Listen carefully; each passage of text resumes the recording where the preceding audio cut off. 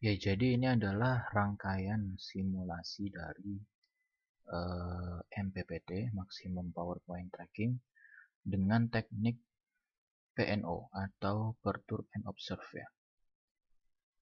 Jadi ini adalah uh, suatu rangkaian dari sistem fotovoltaik, di mana di sini ada fotovoltaiknya ya, PV array. Lalu keluaran tegangannya, keluaran arusnya itu nanti semuanya masuk ke arah konverter ya, masuk ke arah konverter di sini, lalu masuk ke beban di sini ya. eh, Perlu diperhatikan bahwa sebenarnya pada simulasi ini hanyalah simulasi yang sangat sederhana ya.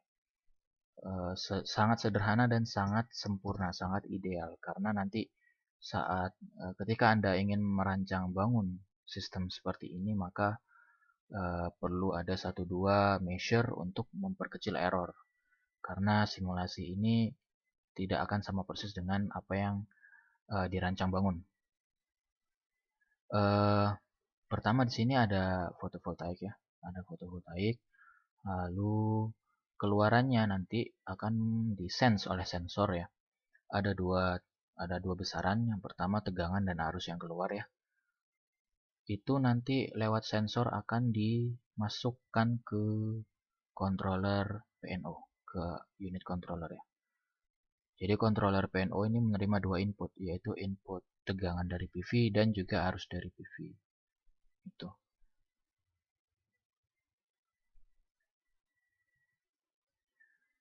Selain masuk ke controller PNO, dia juga masuk ke converter. Di sini ada converter ya. Ini yang saya seleksi, ini adalah converter. Dan ini di sini saya menggunakan converter topologi buck and boost, DC controller ya.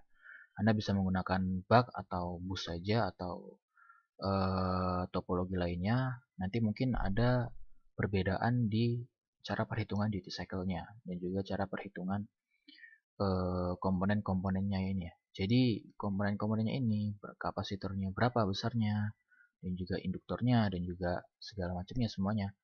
Ini perlu diperhitungkan. Jadi ada formulanya, ada rumusnya, ada perhitungannya, namun saya tidak bahas di video pada kali ini ya. Itu mungkin bisa Anda cari di pembahasan lebih lanjut mengenai rancang bangun konverter. Di video ini saya hanya akan membahas tentang MPPT PNO. Setelah masuk controller sini, controller ini PNO isinya algoritma PNO ya tentunya. Di sini pertama saya deklarasi dan juga definisikan 4 parameter PNO, duty init atau initial duty cycle, lalu minimalnya berapa, maksimalnya duty cycle berapa, dan juga incrementnya berapa, besar increment yang nanti akan berjalan pada algoritma PNO-nya. 3 variabel ini saya deklarasikan sebagai variabel global. Lalu ini hanya akan dijalankan pada pertama kali saja. Jika pertama kali ini dijalankan, sistem ini dijalankan, PNO dijalankan, maka nilai awal untuk ketiga variabel ini adalah 0, 0 semua. Saya buat di sini. Dan ini hanya akan berjalan sekali. Pada iterasi berikutnya ini tidak akan jalan. Nah, di sini pendefinisian rumus daya, lalu kita masuk ke algoritma utama dari PNO. Ya. Entah itu PNO, entah itu incremental conductance, mirip-mirip ya kalau misalnya Anda ingin mengcodingnya. Karena codingnya pasti hanya terdiri dari nested if saja seperti ini. Ini hanyalah codingan yang dihasilkan dari algoritma PNO itu sendiri ya. Jika dayanya lebih besar dari daya sebelumnya, lalu dilihat lagi jika daya sekarang dikurang daya yang sebelumnya itu tidak sama dengan 0, dan juga daya yang sekarang dikurang daya sebelumnya itu lebih besar dari 0, artinya daya yang sekarang itu lebih besar dari daya yang sebelumnya. Karena daya dikurang daya sebelumnya itu bisa benar negatif ya. Kalau negatif berarti daya yang sebelumnya lebih besar. Di sini kita batasi lagi, jika dayanya yang lebih besar itu daya yang sekarang, maka jalankan ini. Jika tidak maka daya yang sekarang lebih kecil dari daya sebelumnya, maka jalankan yang ini. Bagian yang ini juga hanya pembatasan duty cycle ya, karena nanti bisa jadi ketika algoritma PNO dijalankan, maka duty cycle yang dihasilkan itu lebih dari 1 dan kurang dari 0. Padahal secara realnya, secara teorinya juga duty cycle tidak bisa melebihi 100%, tidak bisa melebihi 0%. Maka kita batasi di sini. Jika duty cycle-nya melebihi duty maksimal, maka dijadikan duty maksimal. Batas atasnya. Dan begitu juga jika duty cycle-nya lebih kurang dari batas minimalnya. Lalu kita update dari 3 variabel tersebut, lalu diulang. Di loop lagi.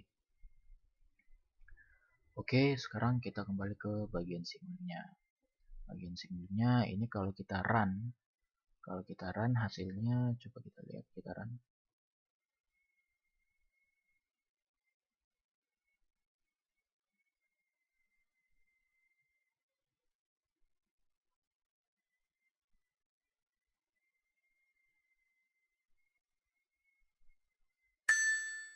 Oke, di sini. Nah, ini dia hasil dari PNO ya. Yang ada dua kurva, yang atas ini adalah iradiansi yang masuk ke PV, yang bawah ini adalah daya. Yang merah adalah daya ideal yang seharusnya kita dapatkan. Yang biru adalah daya real yang didapatkan.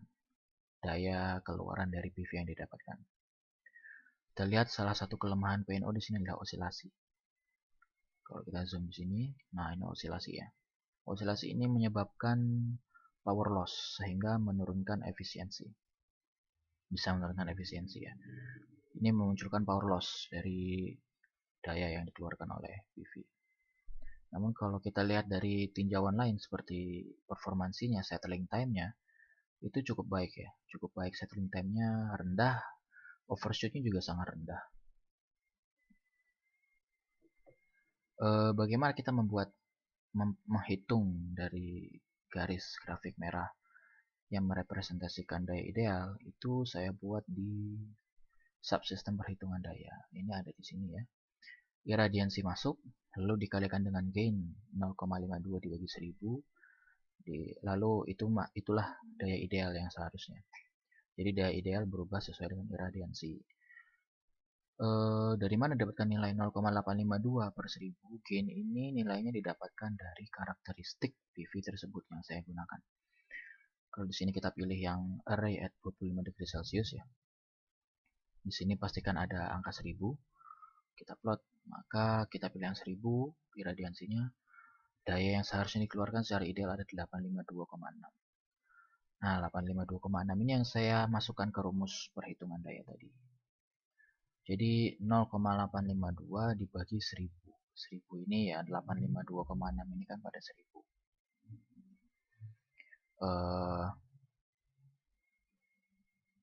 Seribunya ini ya, apa namanya, 0,852 itu didapatkan dari yang tadi, dia pada kurva 1000 watt 1000 watt per meter kubik iradiansinya, dan juga saya sampaikan di sini bahwa di sini satuannya kilowatt, jadi dibagi 1000 lagi.